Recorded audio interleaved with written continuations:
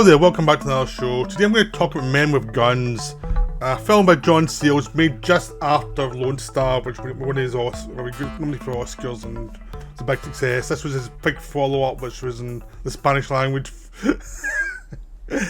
So yeah, he was aiming for commerciality at every point. So it stars Federico Lupi, and it has like Mandy Patinkin in a small role, but generally it is Spanish language. And the reason for that is it would feel weird if it was in English language. It takes place in South America, and there's lots of other languages from the Indians where even the Spanish speakers don't understand, so it makes it easier for everyone to understand the cultural displacements. That's why it's in Spanish, just for authenticity and just to show how language is a barrier overall. You do have a little bit of English, but Mandy Patinkin try to talk Spanish as well, so that kind of to the Spanish people, and there's cultural problems there too. So it's all about cultural problems and language problems. And you will have heard of this film a lot from Solitary Ronin if you follow his channel. I mean, Ronin talks about this a lot. He talks about Sayles a lot, but he talks about this one specifically a lot. He even probably rates his cats for not having seen this film enough times. He probably talks to people in the streets and says, "Have you seen Men with Guns?" I wouldn't put it past him. Right. So the film is about this doctor who lives in the city, works in the city. He's one of the cream de la crop doctors. He's got a big, nice house. He's got a family that's successful. He deals with the people, the middle classes and upper middle classes of the city, including some military people. And basically, he's a good doctor who's close to retirement, and he's had a good life. His wife has just died, so he's trying to deal with that. He's got a family that's moved on without him, so they don't really need him anymore. So he pretty much has to find a way to fill his time in his own way while dealing with loss. So he's got a routine. He's trying to decide, should I retire, should I not? And there's not much in his life really. He's just trying to find something else. And at this point, he runs into a guy. Somebody recognises him, so he follows him in his nice doctor car out to the suburbs where, in this unnamed country, the suburbs of the city are not suburbs that we get in a first world country. These are like crime-ridden shitholes because no one has any money, and people are struggling to survive, and they have to do whatever they have to do to survive. This is not because people are naturally criminal, it's because the infrastructure is not there. So,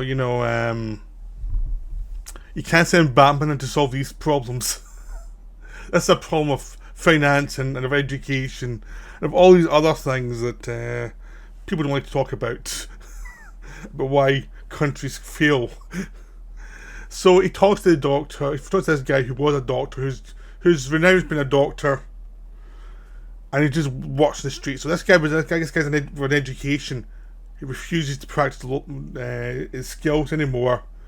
And he was part of a team that went out into the country to help the people who are less well off, and which this doctor, our main character, had set up, and had let them go and do their thing.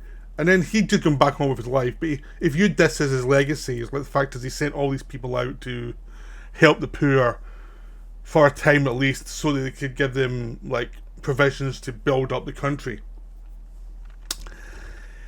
It didn't work out, and so when he realised this guy has just renounced all of his education to live a life of crime, it gnaws at him. He's like, well, what happened? And he realises he hasn't talked to any of the doctors for years. So he decides, well, he's at time off, he's got a holiday, so he decides to take his truck and his little kind of RV thing, rover, and drive out to the countryside to find out what happened to these other doctors.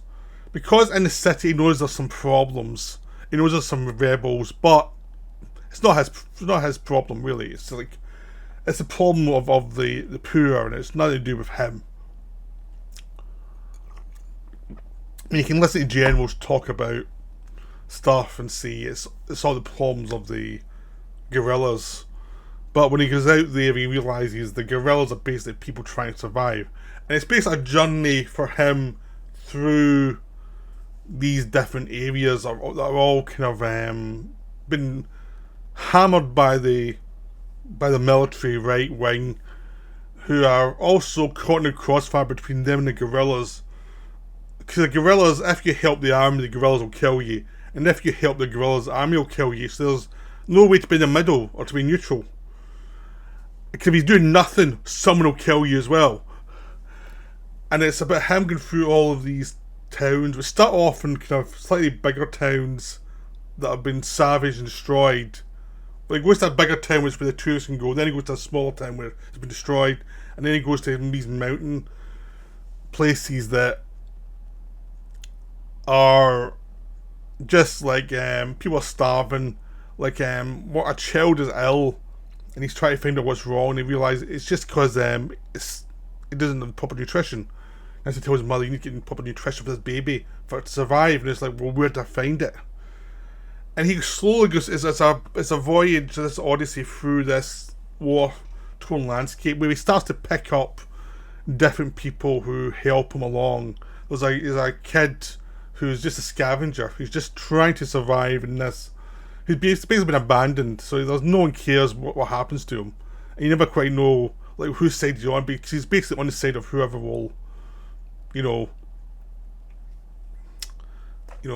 give him money or help him survive. Then there's a guy who was with the army who was a medic, and he has a lot of psychological issues. He doesn't trust anybody. And you find out what happened to him. It's like, it's not a surprise, he didn't trust anybody. And he's like potentially violent, and he's sullen, and but the doctor helps him with an injury and lets him come along with them. And then they run into this guy who was a priest before a horrible story happened, which I will not divulge here, but you have to see the film to find out what happened. And slowly but surely he starts to find a lot of the doctors that he trained have died. And he's just going through each area, finding more and more horror stories of what's happened to the doctors, and how the doctors were, in a lot of towns the doctors are seen as the enemy because they're part of the regime. And even if they manage to push through that, then they become caught in a civil war between the guerrillas and the army. And no one can trust anybody. And this takes place in an unnamed country, because it could be anywhere in South America, really, or anywhere in the world, really, where there's a lot of poor. There's an army trying to keep control. There's people saying no, this is wrong. And they're fighting back, and it's just like a lot of people get caught in the middle, and there's nowhere to hide from the army, and it's just this guy's journey through learning this horrible fact about his country. And he's like, well, what did he do? Does he just go back home and live with it, or does he try and continue his journey and find other people? And you find out the stories of the people he starts journeying with, like the priest, the former priest, or the guy who was American army.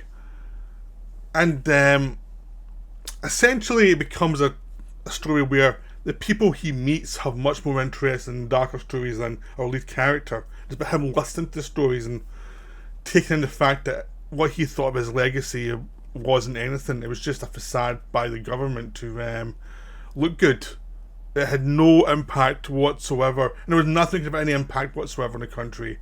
There's lots of places in the country where they speak Old Indian language rather than Spanish, which makes it hard to communicate. There's distrust everywhere. There's like a casual violence that hangs in the air all the time. People will steal from anybody, and it just becomes this constant sense of doom within this country. It's a country collapsing, and no one can trust anybody. And even the people who work in the army don't really believe in it. It's just a job. It's just something to make money in a hellhole, really. And there's no real infrastructure to bring people up. It's just everyone knows there's nothing in the country. So this is just a wonderful film. It's really beautiful, but it's one of those films you have to see it to experience this odyssey of this guy. Because Luppi's an experienced actor. In the West, I've seen him in some Guillermo del Toro films like Kronos and Mimic and Devil's Backbone. So he's been in early Del Toro films, but that's where you probably recognise him from. But he's a terrific actor, and he's a really good actor to play his part, because this part was a reactive part. He did not have massive speeches. It's the look in his eyes, it's the exhaustion, it's the sense of despair of what's happening in the world, rather than having speeches. Everyone else gets their moments. He has to just keep it interesting but contained. And it's wonderful. He gives a pitch perfect performance. And Sayles knows exactly what he's doing. He knows where he's leading the story. He knows where he's leading his characters. It always twists in different directions where this type of film, but it always finds new ways to look at the situation and show it to be very difficult. And it's like, there's no solution to this. There's no easy solution, because the Doctor tried an easy solution. It turned out to be just as horrible as any other solution. And this is one of those situations where the damage has been done so bad at the moment that there's no way out unless they get rid of the government, which a lot of the country would not support, because they were, because in the cities people are doing okay. They've got a middle class, or some of them have a middle class existence, and other ones just survive in the lower classes, like happens in any city. It's just in a country that's where the real damage has been done, and no one wants to look at it. Just like any country, really. Even in civilized countries, it's like you've got these cities, and then the other areas that don't get much development are kind of forgotten about, where there's not many jobs and there's drug abuse and no one talks about it that much. So it's this thing about human beings and how they react. It's the extreme version, but it is this sense of the despair of the places that are forgotten about, or who are controlled through violence. And like, how do you survive, and do you survive, or do you want to survive? And how do you find some sort of, how do you deal with your past, if it's violent or it's had things that you wish to forget about? So it's a very deep film. Now you can find this film on YouTube. It's on YouTube. I mean, it's like it used to be getting DVD years ago. Now it's on YouTube. Hopefully they'll do a decent remaster somewhere, because it really deserves it, because it is a wonderful film. It's one of the best films of the 90s. And it reminds me a bit of like Highway Patrolman and Alex Cox movie, which is another film where a Western director went to a country that's not their own, but they can look at the structures and see where the absurdities are. That's always the advantage of a foreigner going to our country. They can instantly see where the hypocrisies are in a way that you never can. The same way a lot of the most interesting films of America come from non-Americans. The most interesting films of Britain sometimes comes from the non-British, because they can look at our country and see, that's weird, what the hell is that? And you can see a lot of the weirdness going on, but also you can see where it's universal. And this film understands that it's, even though this is a tragedy that's happening around the world, it is not unique. And it is like that sad fact of human nature, the way human beings are. So I would say you really have to see this film. It is just wonderful, and there's a real beauty to it. So I highly recommend it. Go see the film. I'm trying to say not much more about it, because I'm trying to get you to go see it, but it is wonderful. So that was Men with Guns. Bye for now.